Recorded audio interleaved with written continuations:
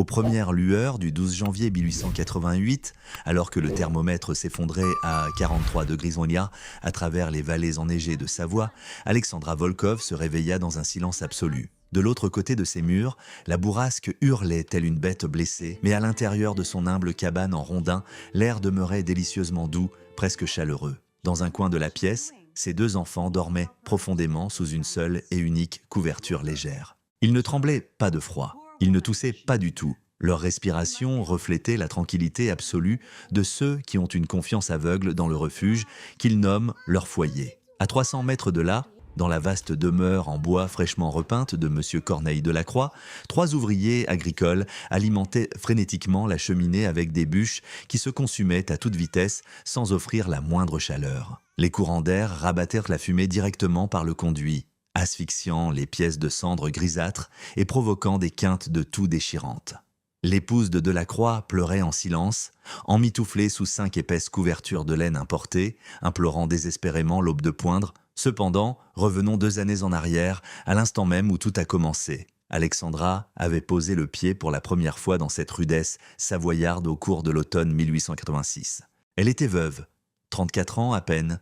2 tout petits s'agrippaient fermement à ses jupons. Son époux, Dimitri, avait perdu la vie 6 mois plus tôt dans un terrible accident dans les mines de charbon du bassin de la Loire. Le chef d'équipe lui avait glissé 11 francs dans la main, lui accordant très exactement 3 jours pour vider le logement appartenant à la compagnie. Elle ne possédait aucune famille sur tout le territoire français. Son vocabulaire dans la langue locale se limitait à peine à 5 mots. Néanmoins, elle détenait une chose que nombre de paysans pionniers avaient oubliée depuis belle lurette, la mémoire. À l'époque où elle n'était qu'une fillette dans la région de la Sibérie, tout près d'Irkoutsk, Alexandra avait observé son grand-père ériger ce que les villageois du coin surnommaient le poêle qui respire. Il s'agissait d'une machine monumentale faite de boue cuite et de briques, accaparant presque la moitié de l'espace de vie. Les voisins se moquèrent de lui sans aucun répit. Ils prétendaient que le vieux Volkov avait perdu la tête, gaspillant des briques qui auraient pu se vendre à prix d'or sur le marché. Pourtant, chaque hiver, dès que le mercure chutait suffisamment pour geler la laine d'un homme en plein vol, l'isba de son grand-père restait l'unique endroit où l'on n'entendait jamais le bruit des toux rauques ni les pleurs des nourrissons malades. Des années plus tard, sur un tout autre continent encerclé par des étrangers incapables de saisir le moindre de ces mots, Alexandra prit sa décision. Elle allait reproduire l'appareil de chauffage de son aïeul. Très sincèrement, aucune autre option ne s'offrait à elle. Elle manquait cruellement d'argent pour acheter des stères de bois capables de couvrir toute une saison hivernale. Elle n'avait plus de mari pour lui prêter main forte. Mais elle possédait ses 2 propres mains, ainsi que ses précieux souvenirs. L'agent du bureau foncier local lui vendit une parcelle juste au nord du village isolé, bien à l'écart du centre névralgique. 16 hectares de terre rocailleuse et dénudée, sans la moindre source d'eau à proximité. Le tarif s'élevait à 120 francs. Cela lui laissait précisément 18 francs pour bricoler une habitation et survivre d'une manière ou d'une autre jusqu'au dégel printanier. Au cours de sa première semaine sur place, Alexandra rafistola un abri de fortune en utilisant des planches de bois de récupération et une épaisse toile cirée. Ses petits, Mikhaïl, âgé de 7 ans, et Tatiana, âgée de 5 ans, dormaient, blottis l'un contre l'autre, pour partager leur chaleur corporelle. Elle trimait dès les premières lueurs de l'aube, jusqu'à ce que ses doigts soient incapables de serrer le manche de son marteau. Sa véritable entreprise, en revanche, démarra en octobre. Pendant que les autres colons s'affairaient à monter des murs et poser des toitures, Alexandra était occupée à creuser. Elle piochait dans ce sol de montagne impitoyable, sculptant des tranchées de fondation pour une structure que personne dans toute cette région n'avait jamais vue auparavant. Et c'est à cet instant que les ragots commencèrent. Corneille Delacroix fut le tout premier à y aller de son petit commentaire. C'était un Parisien venu s'installer en province grâce à de vieilles rentes familiales, agissant comme le propriétaire de l'épicerie du village et s'autoproclamant chef de file officieux de la communauté. Une fin d'après-midi d'octobre, il chevaucha jusqu'au terrain d'Alexandra, flanqué de son contremaître, et dévisagea les tranchées boueuses avec un regard empreint d'une pure pitié. « Pauvre femme !» déclara-t-il d'une voix forte, bien qu'Alexandra ne puisse le comprendre. Elle ne sait absolument pas ce qu'elle fabrique. Elle creuse littéralement sa propre tombe avant même que l'hiver ne frappe. Vint ensuite M. Marcel Lefebvre, un charpentier de 40 ans, fort de 3 décennies de savoir-faire dans le bâtiment. Il imposait un grand respect dans ce village reculé. Chacun prenait ses recommandations pour parole d'évangile. Il se tenait devant le tas grandissant de briques de boue qu'Alexandra avait commencé à façonner avec de la terre, de l'eau et de la paille, et se contenta de secouer la tête. « Ça ne survivra jamais aux températures glaciales. l'avertit-il d'un ton professoral, supposant qu'elle saisirait l'idée puisqu'elle était aussi étrangère au pays. Les briques de terre s'effritent sous le gel, il vous faut du bois, il vous faut un homme qui sait réellement construire. Pour finir, il y eut Madame Geneviève Mercier, l'épouse du maire, une matrone d'une 50aine d'années qui jaugeait les vertus citoyennes des gens à la superficie de leur maison et à la propreté de leurs robes. Elle rendit visite à Alexandra en apportant un panier de pain rassis et de vieux vêtements, s'exprimant incroyablement lentement et très fort, comme si le simple volume sonore pouvait pulvériser la barrière de la langue. « Ma petite, roucoula-t-elle d'un ton maternel, ce que vous tentez d'accomplir ici est louable, mais extrêmement irréaliste. Une femme toute seule ne peut raisonnablement pas ériger une maison. Vous devriez vraiment vous chercher un nouvel époux. Monsieur Delacroix connaît pas mal de célibataires en mal d'une bonne épouse. C'est ce que la bienséance attend de vous. » Alexandra écouta tout cela dans le silence le plus complet. Non pas parce qu'elle était docile, ni parce qu'elle acceptait son statut prétendument inférieur. C'était parce qu'elle avait assimilé une leçon là-bas en Sibérie que ces gens n'avaient jamais été contraints de comprendre.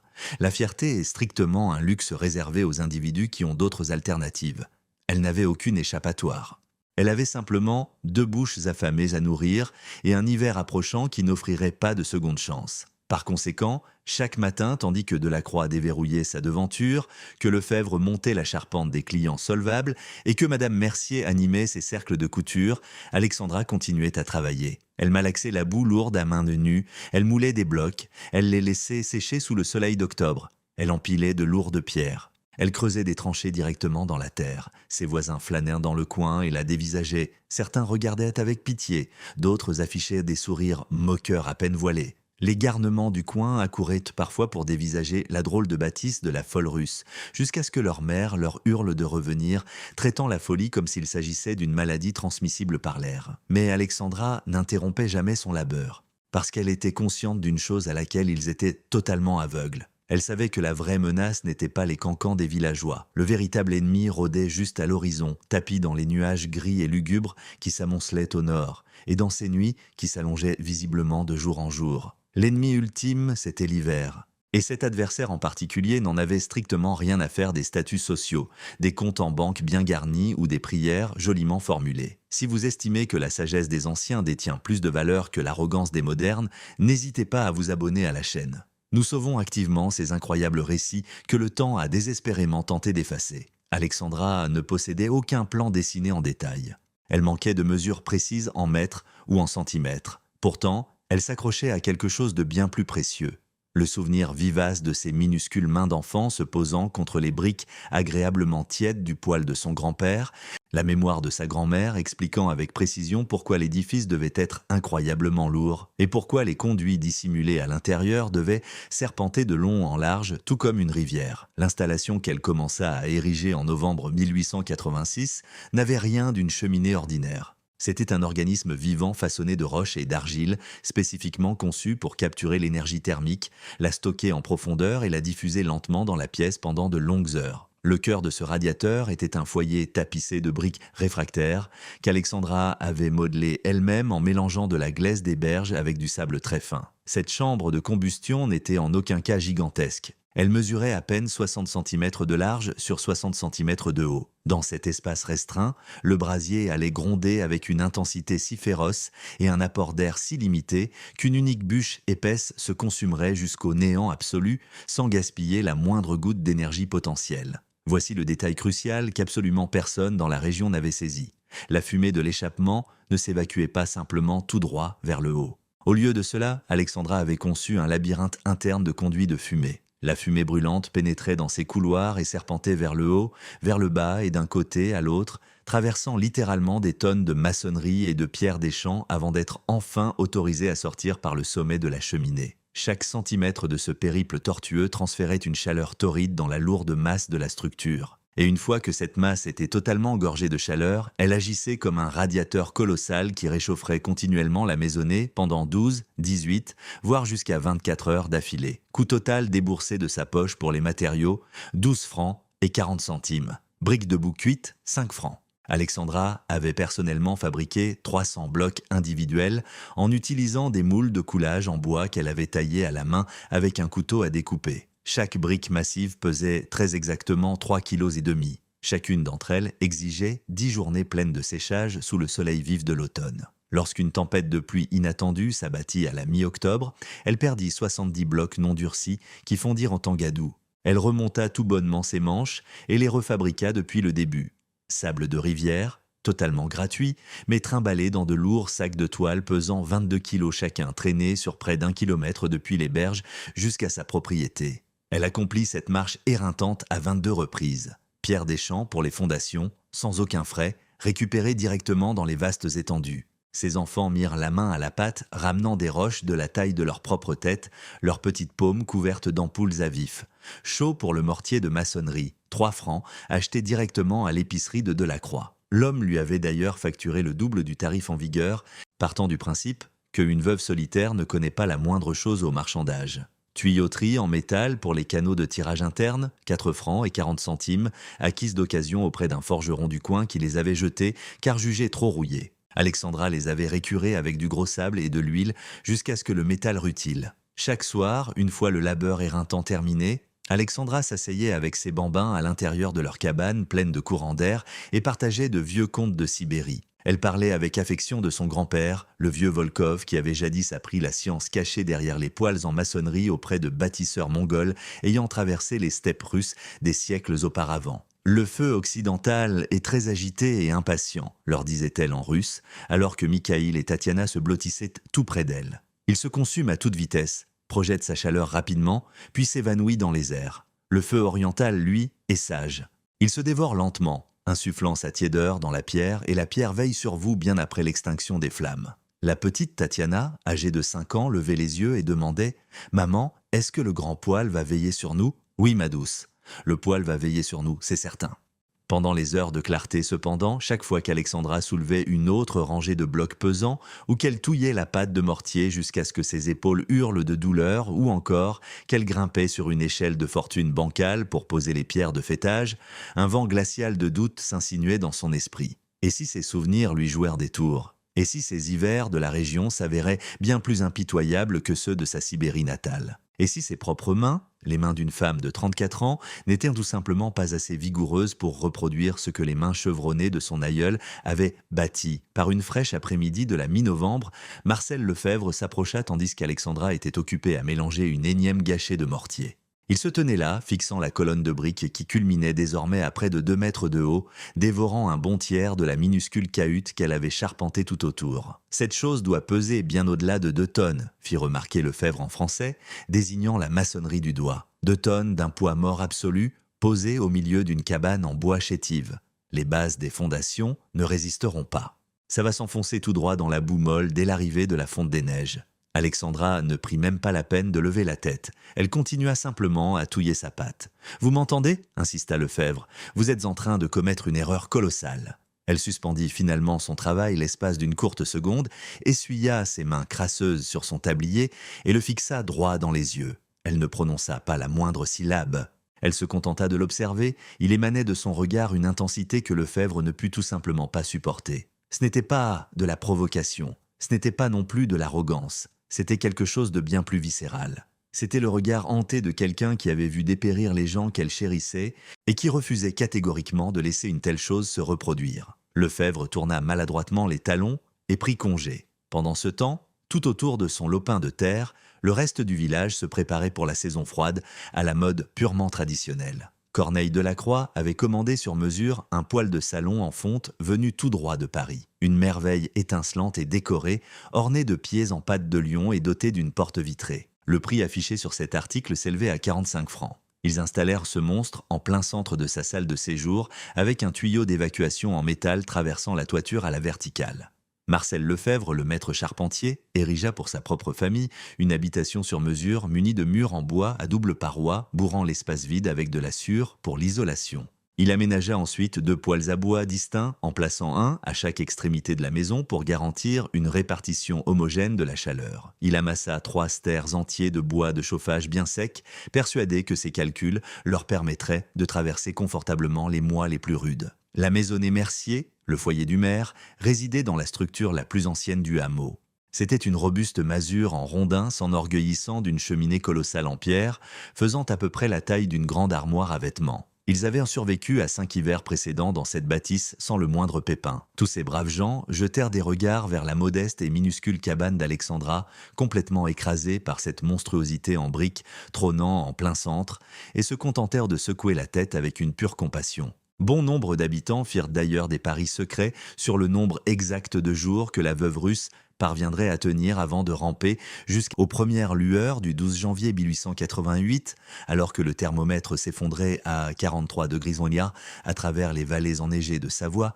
Alexandra Volkov se réveilla dans un silence absolu. De l'autre côté de ses murs, la bourrasque hurlait telle une bête blessée, mais à l'intérieur de son humble cabane en rondin, l'air demeurait délicieusement doux, presque chaleureux. Dans un coin de la pièce, ses 2 enfants dormaient profondément sous une seule et unique couverture légère. Ils ne tremblaient pas de froid, ils ne toussaient pas du tout. Leur respiration reflétait la tranquillité absolue de ceux qui ont une confiance aveugle dans le refuge qu'ils nomment leur foyer. À 300 mètres de là, dans la vaste demeure en bois fraîchement repeinte de M. Corneille Delacroix, 3 ouvriers agricoles alimentaient frénétiquement la cheminée avec des bûches qui se consumaient à toute vitesse sans offrir la moindre chaleur. Les courants d'air rabattèrent la fumée directement par le conduit, asphyxiant les pièces de cendres grisâtres et provoquant des quintes de toux déchirantes. L'épouse de Delacroix pleurait en silence, emmitouflée sous 5 épaisses couvertures de laine importée, implorant désespérément l'aube de poindre. Cependant, revenons 2 années en arrière, à l'instant même où tout a commencé. Alexandra avait posé le pied pour la première fois dans cette rudesse savoyarde au cours de l'automne 1886. Elle était veuve, 34 ans à peine, 2 tout petits s'agrippaient fermement à ses jupons. Son époux, Dimitri, avait perdu la vie 6 mois plus tôt dans un terrible accident dans les mines de charbon du bassin de la Loire. Le chef d'équipe lui avait glissé 11 francs dans la main, lui accordant très exactement 3 jours pour vider le logement appartenant à la compagnie. Elle ne possédait aucune famille sur tout le territoire français. Son vocabulaire dans la langue locale se limitait à peine à 5 mots. Néanmoins, elle détenait une chose que nombre de paysans pionniers avaient oubliée depuis belle lurette, la mémoire. À l'époque où elle n'était qu'une fillette dans la région de la Sibérie, tout près d'Irkoutsk, Alexandra avait observé son grand-père ériger ce que les villageois du coin surnommaient le poêle qui respire. Il s'agissait d'une machine monumentale faite de boue cuite et de briques, accaparant presque la moitié de l'espace de vie. Les voisins se moquèrent de lui sans aucun répit. Ils prétendaient que le vieux Volkov avait perdu la tête, gaspillant des briques qui auraient pu se vendre à prix d'or sur le marché.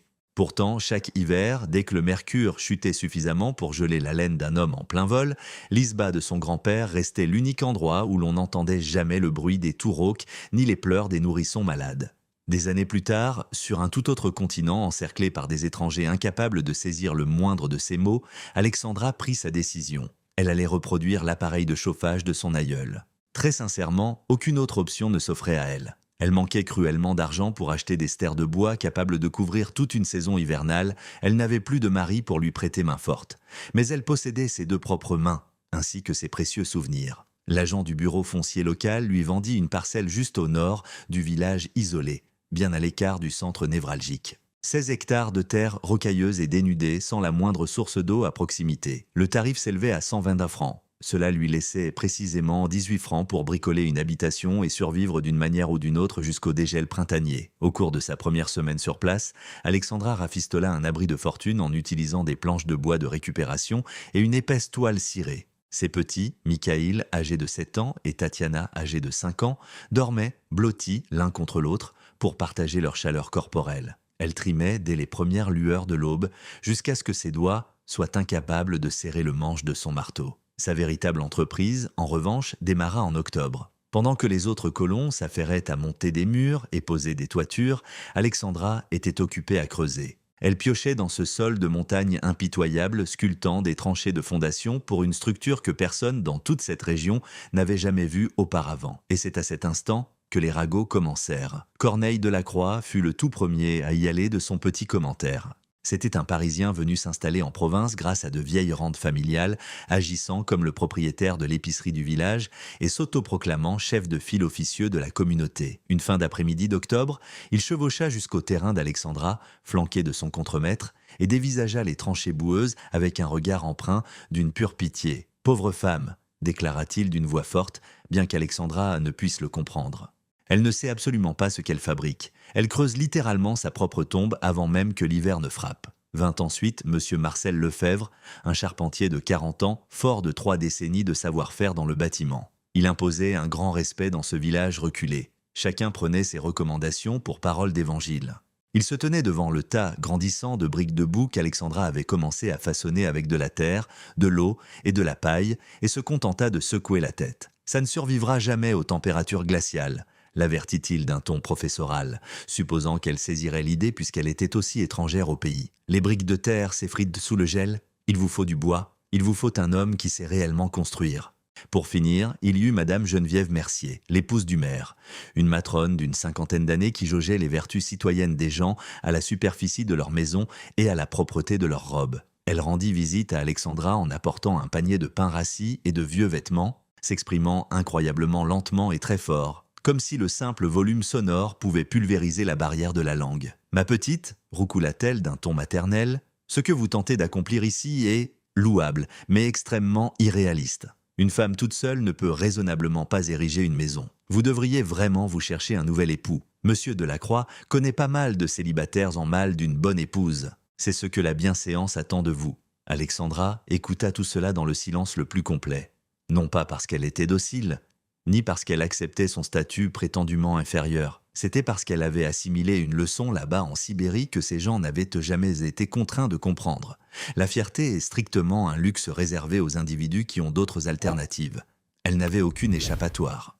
Elle avait simplement 2 bouches affamées à nourrir et un hiver approchant qui n'offrirait pas de seconde chance. Par conséquent, chaque matin, tandis que Delacroix déverrouillait sa devanture, que Lefebvre montait la charpente des clients solvables et que Madame Mercier animait ses cercles de couture, Alexandra continuait à travailler. Elle malaxait la boue lourde à main nue, elle moulait des blocs, elle les laissait sécher sous le soleil d'octobre, elle empilait de lourdes pierres. Elle creusait des tranchées directement dans la terre. Ses voisins flânèrent dans le coin et la dévisageaient. Certains regardaient avec pitié, d'autres affichaient des sourires moqueurs à peine voilés. Les garnements du coin accouraient parfois pour dévisager la drôle de bâtisse de la folle russe, jusqu'à ce que leur mère leur hurle de revenir, traitant la folie comme s'il s'agissait d'une maladie transmissible par l'air. Mais Alexandra n'interrompait jamais son labeur, parce qu'elle était consciente d'une chose à laquelle ils étaient totalement aveugles. Elle savait que la vraie menace n'était pas les cancans des villageois. Le véritable ennemi rôdait juste à l'horizon, tapi dans les nuages gris et lugubres qui s'amoncelaient au nord, et dans ces nuits qui s'allongeaient visiblement de jour en jour. L'ennemi ultime, c'était l'hiver. Et cet adversaire en particulier n'en avait strictement rien à faire des statuts sociaux, des comptes en banque bien garnis ou des prières joliment formulées. Si vous estimez que la sagesse des anciens détient plus de valeur que l'arrogance des modernes, n'hésitez pas à vous abonner à la chaîne. Nous sauvons activement ces incroyables récits que le temps a désespérément tenté d'effacer. Alexandra ne possédait aucun plan dessiné en détail. Elle manquait de mesures précises en mètres ou en centimètres. Pourtant, elle s'accrochait à quelque chose de bien plus précieux. Le souvenir vivace de ses minuscules mains d'enfant se posant contre les briques agréablement tièdes du poêle de son grand-père, la mémoire de sa grand-mère expliquant avec précision pourquoi l'édifice devait être incroyablement lourd. Aux premières lueurs du 12 janvier 1888, alors que le thermomètre s'effondrait à 43 degrés à travers les vallées enneigées de Savoie, Alexandra Volkov se réveilla dans un silence absolu. De l'autre côté de ses murs, la bourrasque hurlait telle une bête blessée, mais à l'intérieur de son humble cabane en rondin, l'air demeurait délicieusement doux, presque chaleureux. Dans un coin de la pièce, ses 2 enfants dormaient profondément sous une seule et unique couverture légère. Ils ne tremblaient pas de froid, ils ne toussaient pas du tout. Leur respiration reflétait la tranquillité absolue de ceux qui ont une confiance aveugle dans le refuge qu'ils nomment leur foyer. À 300 mètres de là, dans la vaste demeure en bois fraîchement repeinte de M. Corneille Delacroix, 3 ouvriers agricoles alimentaient frénétiquement la cheminée avec des bûches qui se consumaient à toute vitesse sans offrir la moindre chaleur. Les courants d'air rabattèrent la fumée directement par le conduit, asphyxiant les pièces de cendres grisâtres et provoquant des quintes de toux déchirantes. L'épouse de Delacroix pleurait en silence, emmitouflée sous 5 épaisses couvertures de laine importée, implorant désespérément l'aube de poindre. Cependant, revenons 2 années en arrière, à l'instant même où tout a commencé. Alexandra avait posé le pied pour la première fois dans cette rudesse savoyarde au cours de l'automne 1886. Elle était veuve, 34 ans à peine, 2 tout petits s'agrippaient fermement à ses jupons. Son époux, Dimitri, avait perdu la vie 6 mois plus tôt dans un terrible accident dans les mines de charbon du bassin de la Loire. Le chef d'équipe lui avait glissé 11 francs dans la main, lui accordant très exactement 3 jours pour vider le logement appartenant à la compagnie. Elle ne possédait aucune famille sur tout le territoire français. Son vocabulaire dans la langue locale se limitait à peine à 5 mots. Néanmoins, elle détenait une chose que nombre de paysans pionniers avaient oubliée depuis belle lurette, la mémoire. À l'époque où elle n'était qu'une fillette dans la région de la Sibérie, tout près d'Irkoutsk, Alexandra avait observé son grand-père ériger ce que les villageois du coin surnommaient le poêle qui respire. Il s'agissait d'une machine monumentale faite de boue cuite et de briques, accaparant presque la moitié de l'espace de vie. Les voisins se moquèrent de lui sans aucun répit. Ils prétendaient que le vieux Volkov avait perdu la tête, gaspillant des briques qui auraient pu se vendre à prix d'or sur le marché. Pourtant, chaque hiver, dès que le mercure chutait suffisamment pour geler la laine d'un homme en plein vol, l'isba de son grand-père restait l'unique endroit où l'on n'entendait jamais le bruit des toux rauques ni les pleurs des nourrissons malades. Des années plus tard, sur un tout autre continent, encerclé par des étrangers incapables de saisir le moindre de ces mots, Alexandra prit sa décision. Elle allait reproduire l'appareil de chauffage de son aïeul. Très sincèrement, aucune autre option ne s'offrait à elle. Elle manquait cruellement d'argent pour acheter des stères de bois capables de couvrir toute une saison hivernale. Elle n'avait plus de mari pour lui prêter main forte. Mais elle possédait ses 2 propres mains, ainsi que ses précieux souvenirs. L'agent du bureau foncier local lui vendit une parcelle juste au nord du village isolé, bien à l'écart du centre névralgique. 16 hectares de terre rocailleuse et dénudée, sans la moindre source d'eau à proximité. Le tarif s'élevait à 120 francs. Cela lui laissait précisément 18 francs pour bricoler une habitation et survivre d'une manière ou d'une autre jusqu'au dégel printanier. Au cours de sa première semaine sur place, Alexandra rafistola un abri de fortune en utilisant des planches de bois de récupération et une épaisse toile cirée. Ses petits, Mikhaïl, âgé de 7 ans, et Tatiana, âgée de 5 ans, dormaient, blottis l'un contre l'autre, pour partager leur chaleur corporelle. Elle trimait dès les premières lueurs de l'aube, jusqu'à ce que ses doigts soient incapables de serrer le manche de son marteau. Sa véritable entreprise, en revanche, démarra en octobre. Pendant que les autres colons s'affairaient à monter des murs et poser des toitures, Alexandra était occupée à creuser. Elle piochait dans ce sol de montagne impitoyable, sculptant des tranchées de fondation pour une structure que personne dans toute cette région n'avait jamais vue auparavant. Et c'est à cet instant que les ragots commencèrent. Corneille Delacroix fut le tout premier à y aller de son petit commentaire. C'était un Parisien venu s'installer en province grâce à de vieilles rentes familiales, agissant comme le propriétaire de l'épicerie du village et s'autoproclamant chef de file officieux de la communauté. Une fin d'après-midi d'octobre, il chevaucha jusqu'au terrain d'Alexandra, flanqué de son contremaître, et dévisagea les tranchées boueuses avec un regard empreint d'une pure pitié. « Pauvre femme !» déclara-t-il d'une voix forte, bien qu'Alexandra ne puisse le comprendre. Elle ne sait absolument pas ce qu'elle fabrique. Elle creuse littéralement sa propre tombe avant même que l'hiver ne frappe. Vint ensuite M. Marcel Lefebvre, un charpentier de 40 ans, fort de 3 décennies de savoir-faire dans le bâtiment. Il imposait un grand respect dans ce village reculé. Chacun prenait ses recommandations pour parole d'évangile. Il se tenait devant le tas grandissant de briques de boue qu'Alexandra avait commencé à façonner avec de la terre, de l'eau et de la paille, et se contenta de secouer la tête. « Ça ne survivra jamais aux températures glaciales », l'avertit-il d'un ton professoral, supposant qu'elle saisirait l'idée puisqu'elle était aussi étrangère au pays. « Les briques de terre s'effritent sous le gel, il vous faut du bois, il vous faut un homme qui sait réellement construire. » Pour finir, il y eut Madame Geneviève Mercier, l'épouse du maire, une matrone d'une 50aine d'années qui jaugeait les vertus citoyennes des gens à la superficie de leur maison et à la propreté de leurs robes. Elle rendit visite à Alexandra en apportant un panier de pain rassis et de vieux vêtements, s'exprimant incroyablement lentement et très fort, comme si le simple volume sonore pouvait pulvériser la barrière de la langue. « Ma petite, roucoula-t-elle d'un ton maternel, ce que vous tentez d'accomplir ici est louable, mais extrêmement irréaliste. Une femme toute seule ne peut raisonnablement pas ériger une maison. Vous devriez vraiment vous chercher un nouvel époux. Monsieur Delacroix connaît pas mal de célibataires en mal d'une bonne épouse. C'est ce que la bienséance attend de vous. » Alexandra écouta tout cela dans le silence le plus complet. Non pas parce qu'elle était docile, ni parce qu'elle acceptait son statut prétendument inférieur. C'était parce qu'elle avait assimilé une leçon là-bas en Sibérie que ces gens n'avaient jamais été contraints de comprendre. La fierté est strictement un luxe réservé aux individus qui ont d'autres alternatives. Elle n'avait aucune échappatoire.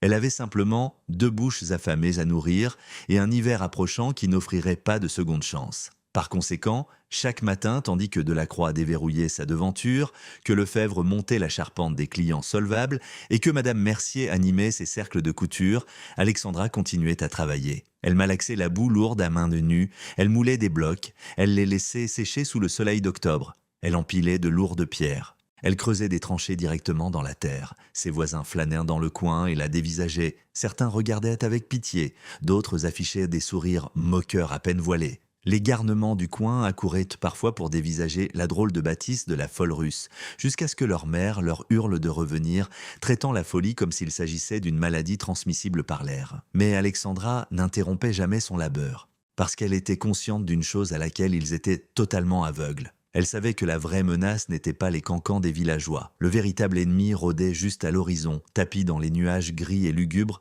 qui s'amoncelaient au nord, et dans ces nuits qui s'allongeaient visiblement de jour en jour. L'ennemi ultime, c'était l'hiver. Et cet adversaire en particulier n'en avait strictement rien à faire des statuts sociaux, des comptes en banque bien garnis ou des prières joliment formulées. Si vous estimez que la sagesse des anciens détient plus de valeur que l'arrogance des modernes, n'hésitez pas à vous abonner à la chaîne. Nous sauvons activement ces incroyables récits que le temps a désespérément tenté d'effacer. Alexandra ne possédait aucun plan dessiné en détail. Elle manquait de mesures précises en mètres ou en centimètres. Pourtant, elle s'accrochait à quelque chose de bien plus précieux. Le souvenir vivace de ses minuscules mains d'enfant se posant contre les briques agréablement tièdes du poêle de son grand-père, la mémoire de sa grand-mère expliquant avec précision pourquoi l'édifice devait être incroyablement lourd et pourquoi les conduits dissimulés à l'intérieur devaient serpenter de long en large tout comme une rivière. L'installation qu'elle commença à ériger en novembre 1886 n'avait rien d'une cheminée ordinaire. C'était un organisme vivant façonné de roches et d'argile, spécifiquement conçu pour capturer l'énergie thermique, la stocker en profondeur et la diffuser lentement dans la pièce pendant de longues heures. Le cœur de ce radiateur était un foyer tapissé de briques réfractaires qu'Alexandra avait modelé elle-même en mélangeant de la glaise des berges avec du sable très fin. Cette chambre de combustion n'était en aucun cas gigantesque. Elle mesurait à peine 60 cm de large sur 60 cm de haut. Dans cet espace restreint, le brasier allait gronder avec une intensité si féroce et un apport d'air si limité qu'une unique bûche épaisse se consumerait jusqu'au néant absolu sans gaspiller la moindre goutte d'énergie potentielle. Voici le détail crucial qu'absolument personne dans la région n'avait saisi. La fumée de l'échappement ne s'évacuait pas simplement tout droit vers le haut. Au lieu de cela, Alexandra avait conçu un labyrinthe interne de conduits de fumée. La fumée brûlante pénétrait dans ces couloirs et serpentait vers le haut, vers le bas et d'un côté à l'autre, traversant littéralement des tonnes de maçonnerie et de pierres des champs avant d'être enfin autorisée à sortir par le sommet de la cheminée. Chaque centimètre de ce périple tortueux transférait une chaleur torride dans la lourde masse de la structure. Et une fois que cette masse était totalement gorgée de chaleur, elle agissait comme un radiateur colossal qui réchaufferait continuellement la maisonnée pendant 12, 18, voire jusqu'à 24 heures d'affilée. Coût total déboursé de sa poche pour les matériaux, 12 francs et 40 centimes. Briques de boue cuites, 5 francs. Alexandra avait personnellement fabriqué 300 blocs individuels en utilisant des moules de coulage en bois qu'elle avait taillés à la main avec un couteau à découper. Chaque brique massive pesait très exactement 3,5 kg. Chacune d'entre elles exigeait 10 journées pleines de séchage sous le soleil vif de l'automne. Lorsqu'une tempête de pluie inattendue s'abattit à la mi-octobre, elle perdit 70 blocs non durcis qui fondirent en tangadou. Elle remonta tout bonnement ses manches et les refabriqua depuis le début. Sable de rivière, totalement gratuit, mais trimballé dans de lourds sacs de toile pesant 22 kilos chacun, traînés sur près d'1 kilomètre depuis les berges jusqu'à sa propriété. Elle accomplit cette marche éreintante à 22 reprises. Pierre des champs pour les fondations, sans aucun frais, récupérées directement dans les vastes étendues. Ses enfants mirent la main à la pâte, ramenant des roches de la taille de leur propre tête, leurs petites paumes couvertes d'ampoules à vif. Chaud pour le mortier de maçonnerie, 3 francs, acheté directement à l'épicerie de Delacroix. L'homme lui avait d'ailleurs facturé le double du tarif en vigueur, partant du principe qu'une veuve solitaire ne connaît pas la moindre chose au marchandage. Tuyauterie en métal pour les canaux de tirage interne, 4 francs et 40 centimes, acquises d'occasion auprès d'un forgeron du coin qui les avait jetés car jugés trop rouillés. Alexandra les avait récurés avec du gros sable et de l'huile jusqu'à ce que le métal rutile. Chaque soir, une fois le labeur éreintant terminé, Alexandra s'asseyait avec ses bambins à l'intérieur de leur cabane pleine de courants d'air et partageait de vieux contes de Sibérie. Elle parlait avec affection de son grand-père, le vieux Volkov, qui avait jadis, aux premières lueurs du 12 janvier 1888, alors que le thermomètre s'effondrait à 43 degrés à travers les vallées enneigées de Savoie, Alexandra Volkov se réveilla dans un silence absolu. De l'autre côté de ces murs, la bourrasque hurlait telle une bête blessée, mais à l'intérieur de son humble cabane en rondin, l'air demeurait délicieusement doux, presque chaleureux. Dans un coin de la pièce, ses deux enfants dormaient profondément sous une seule et unique couverture légère. Ils ne tremblaient pas de froid, ils ne toussaient pas du tout. Leur respiration reflétait la tranquillité absolue de ceux qui ont une confiance aveugle dans le refuge qu'ils nomment leur foyer. À 300 mètres de là, dans la vaste demeure en bois fraîchement repeinte de M. Corneille Delacroix, 3 ouvriers agricoles alimentaient frénétiquement la cheminée avec des bûches qui se consumaient à toute vitesse sans offrir la moindre chaleur. Les courants d'air rabattèrent la fumée directement par le conduit, asphyxiant les pièces de cendres grisâtres et provoquant des quintes de toux déchirantes. L'épouse de Delacroix pleurait en silence, emmitouflée sous 5 épaisses couvertures de laine importée, implorant désespérément l'aube de poindre. Cependant, revenons 2 années en arrière, à l'instant même où tout a commencé. Alexandra avait posé le pied pour la première fois dans cette rudesse savoyarde au cours de l'automne 1886. Elle était veuve, 34 ans à peine. 2 tout petits s'agrippaient fermement à ses jupons. Son époux, Dimitri, avait perdu la vie 6 mois plus tôt dans un terrible accident dans les mines de charbon du bassin de la Loire. Le chef d'équipe lui avait glissé 11 francs dans la main, lui accordant très exactement 3 jours pour vider le logement appartenant à la compagnie. Elle ne possédait aucune famille sur tout le territoire français. Son vocabulaire dans la langue locale se limitait à peine à 5 mots. Néanmoins, elle détenait une chose que nombre de paysans pionniers avaient oubliée depuis belle lurette, la mémoire. À l'époque où elle n'était qu'une fillette dans la région de la Sibérie, tout près d'Irkoutsk, Alexandra avait observé son grand-père ériger ce que les villageois du coin surnommaient le poêle qui respire. Il s'agissait d'une machine monumentale faite de boue cuite et de briques, accaparant presque la moitié de l'espace de vie. Les voisins se moquèrent de lui sans aucun répit. Ils prétendaient que le vieux Volkov avait perdu la tête, gaspillant des briques qui auraient pu se vendre à prix d'or sur le marché. Pourtant, chaque hiver, dès que le mercure chutait suffisamment pour geler la laine d'un homme en plein vol, l'isba de son grand-père restait l'unique endroit où l'on n'entendait jamais le bruit des toux rauques ni les pleurs des nourrissons malades. Des années plus tard, sur un tout autre continent encerclé par des étrangers incapables de saisir le moindre de ces mots, Alexandra prit sa décision. Elle allait reproduire l'appareil de chauffage de son aïeul. Très sincèrement, aucune autre option ne s'offrait à elle. Elle manquait cruellement d'argent pour acheter des stères de bois capables de couvrir toute une saison hivernale. Elle n'avait plus de mari pour lui prêter main forte.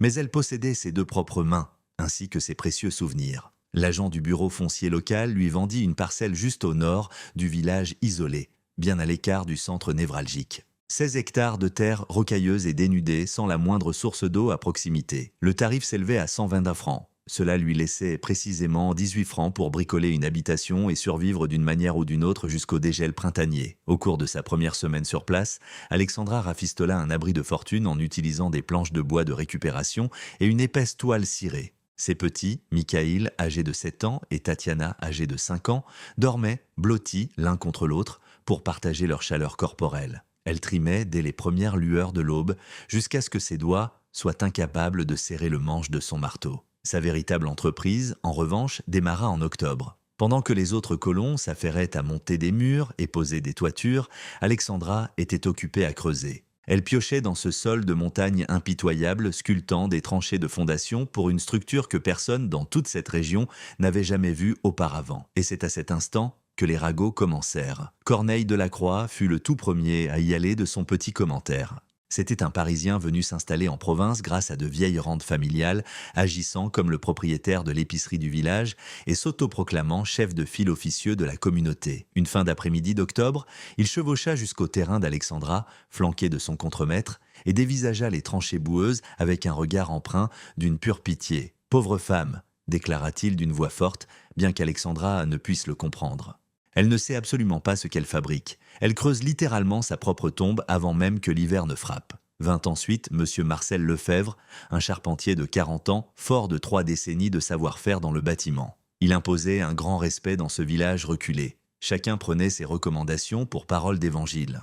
Il se tenait devant le tas grandissant de briques de boue qu'Alexandra avait commencé à façonner avec de la terre, de l'eau et de la paille, et se contenta de secouer la tête. « Ça ne survivra jamais aux températures glaciales », l'avertit-il d'un ton professoral, supposant qu'elle saisirait l'idée puisqu'elle était aussi étrangère au pays. « Les briques de terre s'effritent sous le gel, il vous faut du bois, il vous faut un homme qui sait réellement construire. » Pour finir, il y eut Madame Geneviève Mercier, l'épouse du maire, une matrone d'une 50aine d'années qui jaugeait les vertus citoyennes des gens à la superficie de leur maison et à la propreté de leurs robes. Elle rendit visite à Alexandra en apportant un panier de pain rassis et de vieux vêtements, s'exprimant incroyablement lentement et très fort, comme si le simple volume sonore pouvait pulvériser la barrière de la langue. « Ma petite, roucoula-t-elle d'un ton maternel, ce que vous tentez d'accomplir ici est louable, mais extrêmement irréaliste.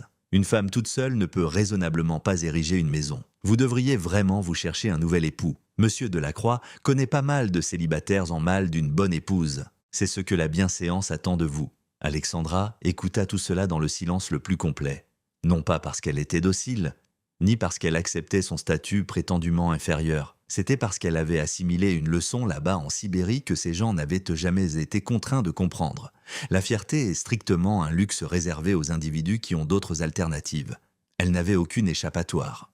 Elle avait simplement 2 bouches affamées à nourrir et un hiver approchant qui n'offrirait pas de seconde chance. Par conséquent, chaque matin, tandis que Delacroix déverrouillait sa devanture, que Lefebvre montait la charpente des clients solvables et que Madame Mercier animait ses cercles de couture, Alexandra continuait à travailler. Elle malaxait la boue lourde à main nue, elle moulait des blocs, elle les laissait sécher sous le soleil d'octobre. Elle empilait de lourdes pierres. Elle creusait des tranchées directement dans la terre. Ses voisins flânèrent dans le coin et la dévisageaient. Certains regardaient avec pitié, d'autres affichaient des sourires moqueurs à peine voilés. Les garnements du coin accouraient parfois pour dévisager la drôle de bâtisse de la folle russe, jusqu'à ce que leur mère leur hurle de revenir, traitant la folie comme s'il s'agissait d'une maladie transmissible par l'air. Mais Alexandra n'interrompait jamais son labeur, parce qu'elle était consciente d'une chose à laquelle ils étaient totalement aveugles. Elle savait que la vraie menace n'était pas les cancans des villageois. Le véritable ennemi rôdait juste à l'horizon, tapi dans les nuages gris et lugubres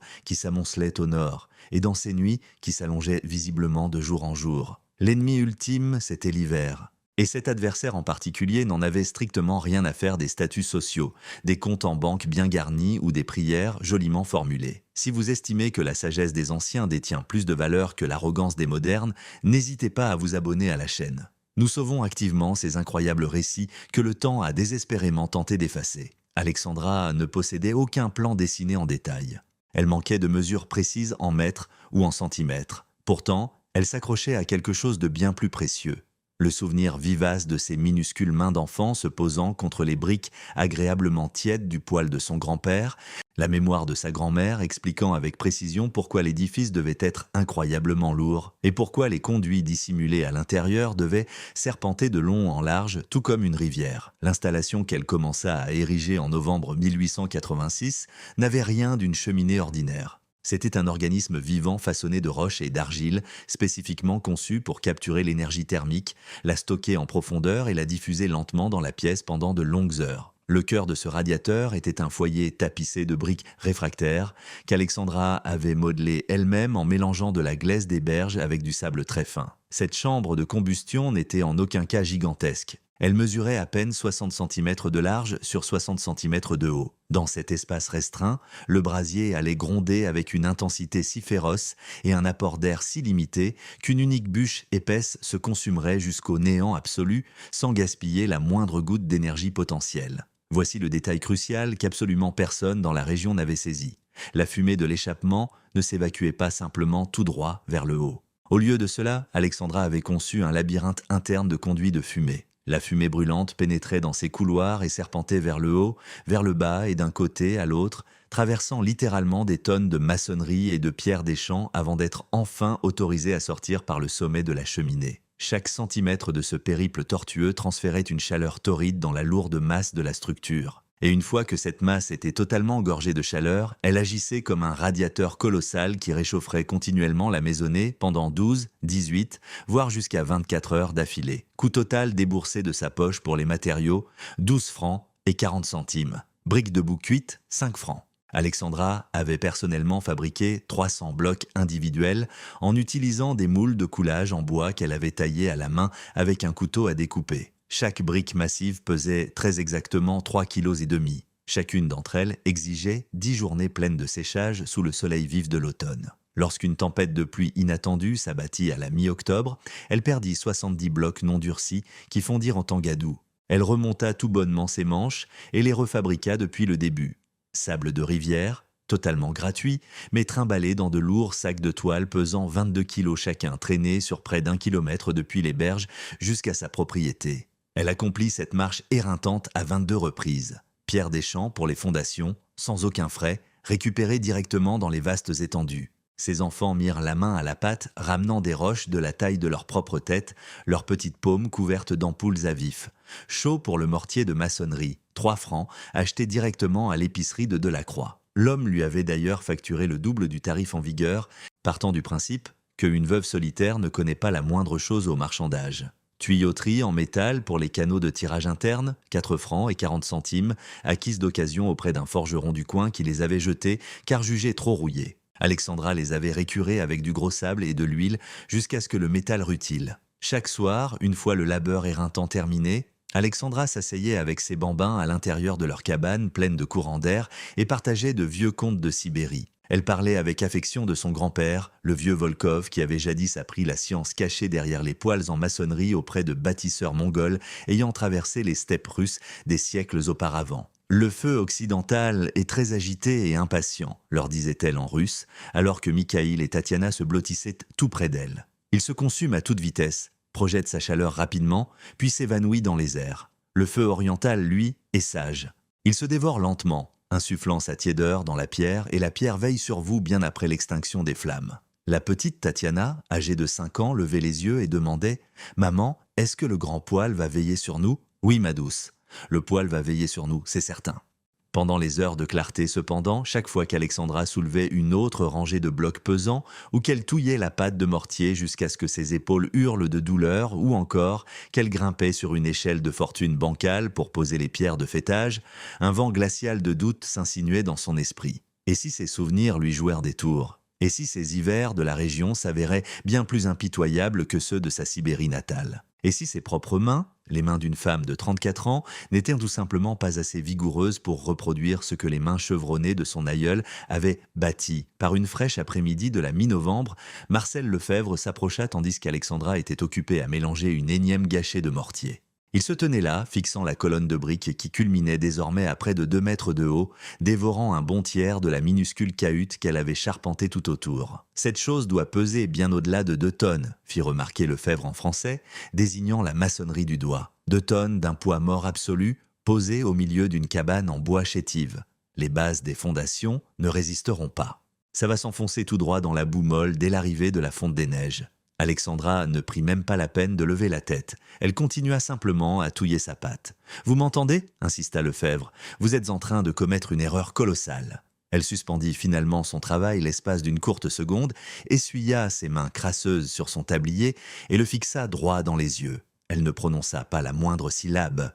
Elle se contenta de l'observer. Il émanait de son regard une intensité que Lefebvre ne put tout simplement pas supporter. Ce n'était pas de la provocation. Ce n'était pas non plus de l'arrogance. C'était quelque chose de bien plus viscéral. C'était le regard hanté de quelqu'un qui avait vu dépérir les gens qu'elle chérissait et qui refusait catégoriquement de laisser une telle chose se reproduire. Lefebvre tourna maladroitement les talons et prit congé. Pendant ce temps, tout autour de son lopin de terre, le reste du village se préparait pour la saison froide à la mode purement traditionnelle. Corneille Delacroix avait commandé sur mesure un poêle de salon en fonte venu tout droit de Paris. Une merveille étincelante et décorée, ornée de pieds en pâte de lion et dotée d'une porte vitrée. Le prix affiché sur cet article s'élevait à 45 francs. Ils installèrent ce monstre en plein centre de sa salle de séjour avec un tuyau d'évacuation en métal traversant la toiture à la verticale. Marcel Lefebvre, le maître charpentier, érigea pour sa propre famille une habitation sur mesure munie de murs en bois à double paroi, bourrant l'espace vide avec de la sciure pour l'isolation. Il aménagea ensuite 2 poêles à bois distincts, en plaçant un à chaque extrémité de la maison pour garantir une répartition homogène de la chaleur. Il amassa 3 stères entiers de bois de chauffage bien secs, persuadé que ces calculs leur permettraient de traverser confortablement les mois les plus rudes. La maisonnée Mercier, le foyer du maire, résidait dans la structure la plus ancienne du hameau. C'était une robuste masure en rondin s'enorgueillissant d'une cheminée colossale en pierre, faisant à peu près la taille d'une grande armoire à vêtements. Ils avaient survécu à 5 hivers précédents dans cette bâtisse sans le moindre pépin. Tous ces braves gens jetèrent des regards vers la modeste et minuscule cabane d'Alexandra, complètement écrasée par cette monstruosité en briques trônant en plein centre, et se contentèrent de secouer la tête avec une pure compassion. Bon nombre d'habitants firent d'ailleurs des paris secrets sur le nombre exact de jours que la veuve russe parviendrait à tenir avant de ramper jusqu'à leur seuil pour quémander aux premières lueurs du 12 janvier 1888, alors que le thermomètre s'effondrait à 43 degrés à travers les vallées enneigées de Savoie, Alexandra Volkov se réveilla dans un silence absolu. De l'autre côté de ces murs, la bourrasque hurlait telle une bête blessée, mais à l'intérieur de son humble cabane en rondin, l'air demeurait délicieusement doux, presque chaleureux. Dans un coin de la pièce, ses 2 enfants dormaient profondément sous une seule et unique couverture légère. Ils ne tremblaient pas de froid, ils ne toussaient pas du tout. Leur respiration reflétait la tranquillité absolue de ceux qui ont une confiance aveugle dans le refuge qu'ils nomment leur foyer. À 300 mètres de là, dans la vaste demeure en bois fraîchement repeinte de M. Corneille Delacroix, 3 ouvriers agricoles alimentaient frénétiquement la cheminée avec des bûches qui se consumaient à toute vitesse sans offrir la moindre chaleur. Les courants d'air rabattèrent la fumée directement par le conduit, asphyxiant les pièces de cendre grisâtres et provoquant des quintes de toux déchirantes. L'épouse de Delacroix pleurait en silence, emmitouflée sous 5 épaisses couvertures de laine importée, implorant désespérément l'aube de poindre. Cependant, revenons 2 années en arrière, à l'instant même où tout a commencé. Alexandra avait posé le pied pour la première fois dans cette rudesse savoyarde au cours de l'automne 1886. Elle était veuve, 34 ans à peine. 2 tout petits s'agrippaient fermement à ses jupons. Son époux, Dimitri, avait perdu la vie 6 mois plus tôt dans un terrible accident dans les mines de charbon du bassin de la Loire. Le chef d'équipe lui avait glissé 11 francs dans la main, lui accordant très exactement 3 jours pour vider le logement appartenant à la compagnie. Elle ne possédait aucune famille sur tout le territoire français. Son vocabulaire dans la langue locale se limitait à peine à 5 mots. Néanmoins, elle détenait une chose que nombre de paysans pionniers avaient oubliée depuis belle lurette, la mémoire. À l'époque où elle n'était qu'une fillette dans la région de la Sibérie, tout près d'Irkoutsk, Alexandra avait observé son grand-père ériger ce que les villageois du coin surnommaient le poil qui respire. Il